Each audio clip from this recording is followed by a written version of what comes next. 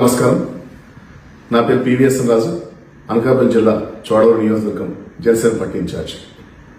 తిరుమల తిరుపతి లక్షల కోట్ల మంది భక్తులకి ప్రపంచవ్యాప్తంగా శతాబ్దాల తరబడి అత్యంత ఆరాధించే స్థలం శ్రీ వెంకటేశ్వర స్వామి సాక్షాత్తు కలియుగ దైవంగా భక్తుల విశ్వాసాన్ని చూరగొని భక్తులతో పూజలు అందుకునే ఒక పవిత్ర పుణ్యక్షేత్రం.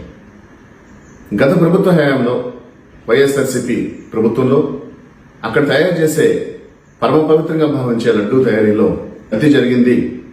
సక్రమైన నెయ్యిని వాడలేదు, ఆ నెయ్యి కల్తీ నెయ్యని ఎన్నో ఆరోపణలు వచ్చిన తర్వాత కూటమి ప్రభుత్వం ఒక స్థితిని ఏర్పరిచిన తర్వాత ఇవాళ సిబిఐ సిట్ ఒక నివేదిక ఇచ్చింది. ఆ నివేదికలో ఏముంది? నెయ్యే వాడలేదు, వాడిన సింథటిక్ నెయ్యిలో కెమికల్స్ వాడారని ఇచ్చింది.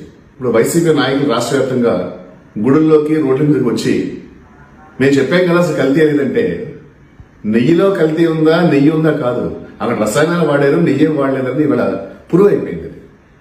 ఎంత జరిగినా కూడా ఇంకా నిస్సిగ్గుగా వైసీపీ నాయకులు గ్రామ స్థాయి నుంచి రాష్ట్ర స్థాయి వరకు ఒక వాదనని విత్తన వాదనానికి అనక్కర్లేదు, కానీ వాళ్ళు చేసిన తప్పిదాన్ని కప్పిపుచ్చుకోవడానికి నిరంతరం మాట్లాడుతున్నారు. ఇది చాలా చాలా దురదృష్టం. నేను తీవ్రంగా ఖండిస్తున్నాను.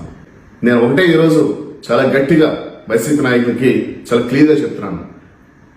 తిరుమల పవిత్ర క్షేత్రాన్ని ఈ రాజకీయ రూపంలో మీరు రాకూడదండి.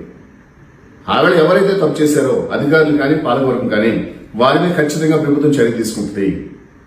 ఆ చర్యలు తీసుకునే క్రమంలో మీకేమంటే న్యాయస్థానం వెళ్ళండి, కానీ గ్రామాల వెంబడి పడి ఏ పని లేకుండా ప్రజా సమస్యలు వదిలేసి మేము చేసింది కరెక్టే, అదిగో నివేదిక వచ్చేసింది మా తప్పలేదంటే నవ్వుతున్నారు అందరూ కూడా. నేను కూడా చదివే నివేదిక 2-3 సార్లు చదివాను. ఏమైనా ఎక్కడైనా పాయింట్ తప్పుందేమో అని. క్లియర్ గా అందరూ నెయ్యి వాడలేదు, రసాయనాలతో కూడిన నెయ్యిని వాడారు అని క్లియర్ గా రాసిన తర్వాత కూడా మీరు దేనికి మాట్లాడుతున్నారో తెలియడం లేదు. ఇవాళ రాష్ట్ర ప్రజలందరికీ కూడా చేతులు జోడించి ఒకటే మాట చెప్తున్నాను, ఇటువంటి విధానాలు కలిగిన పార్టీలకి అధికారం ఇవ్వకూడదు. వైసీపీ లాంటి పార్టీలకి భవిష్యత్తులో ఎన్ని అకృత్యాలు, ఎన్ని విధ్వంసాలు, ఎన్ని మత విద్వేషాలు చేస్తారో మనకు తెలియదు. వీళ్ళ గౌరవ ఉప ముఖ్యమంత్రి పవన్ కళ్యాణ్ గారి ఆలోచన ఉంటే ప్రతి వ్యవస్థతో పాటు ధర్మబద్ధంగా నడిచే పాలన ఉండాలి. అది ఆలయ పవిత్రత నుంచి సామాన్య మానవుడికి వచ్చే పరిపాలన వరకు.